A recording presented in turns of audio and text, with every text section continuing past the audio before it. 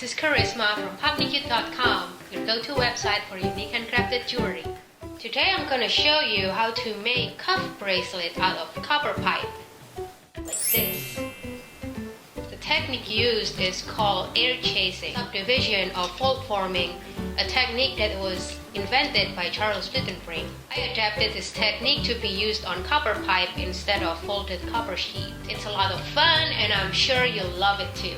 You can get rigid copper pipe at your local hardware store, and they come in various sizes. There's like this really long one or a shorter one. Doesn't really matter which one you buy because we're going to cut it anyway, so just get some and have fun with it.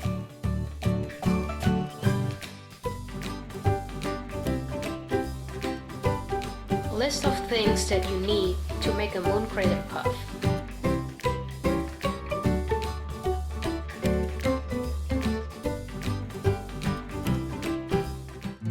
Anneal your tubing. A third hand will keep the tubing from rolling around. Quench in cold water. Dry up your copper pipe with a piece of paper towel. If you don't have a long anvil, a small steel block works too, only it's less convenient.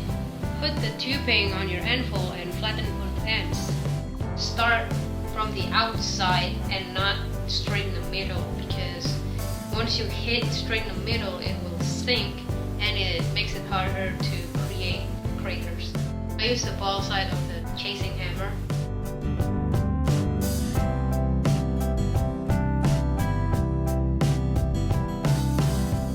Please use eye protection. Now since it has become harder to hit, we'll nail this again. Now hit the heels to make more craters. You can use several different sizes of dabbing punches to get tighter veins and craters. Add more craters where you see fit. Use smaller dabbing punches to further tighten the pinch. If you can't tape the pipe on your block, then use your palm to hold it still. It's much less comfortable but still doable. Now hit the heels to make more craters. Use your dabbing punches to create textures on the flat area of your cuff here. You can also use a small embossing hammer and hit it with your nylon hammer to create textures. Now you can decorate your cuff with design stamps and chasing tools to add even more textures. We want a ton of textures on this bracelet. Once you're done with the middle part, hammer both ends flat and maybe add some more textures to them. If you want a flare textures, you can use a crosspin hammer and use the crossbar to make lines like this. We want textures, textures, texture, and textures. Now it's time to anneal again. This is a tool that I created to help me get tighter pinch on my metal. I'm going to use this small embossing hammer to hammer along the pinch so they get even tighter. These walls act like a stopper so you can get better impact that way. Now you can see how much tighter the pinch has gotten from all of this hammering that I did. Trim the edges and smooth them out with a straight file. Okay, now we're ready to shape it. Don't forget to anneal it first. As a start, hammer the ends first and then the middle. Use your both hands to round the cuff and hammer it again to fix the shape.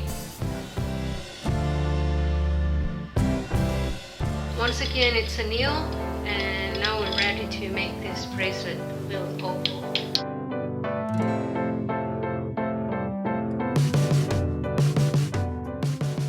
After the rounding session, the veins got a little wider again. If you want them to be as tight as before, put it back on the step mandrel and use your embossing hammer to tighten them up. This is why I love a step mandrel. After you're done hammering, don't forget to trim the ends again and grind them smooth. Use a proper dust and particle mask when doing this task. Grinding will leave a rough texture. Use a 400 grit sanding paper to smooth them out later. After sanding, you can piggle it and neutralize it in give it a patina, and when you're done. So this is the result of the retina bath and polishing. Doesn't it look pretty? If you like my tutorials, please consider donating to keep this channel alive. You can find the link in the description. I'll see you in the next tutorial. Bye!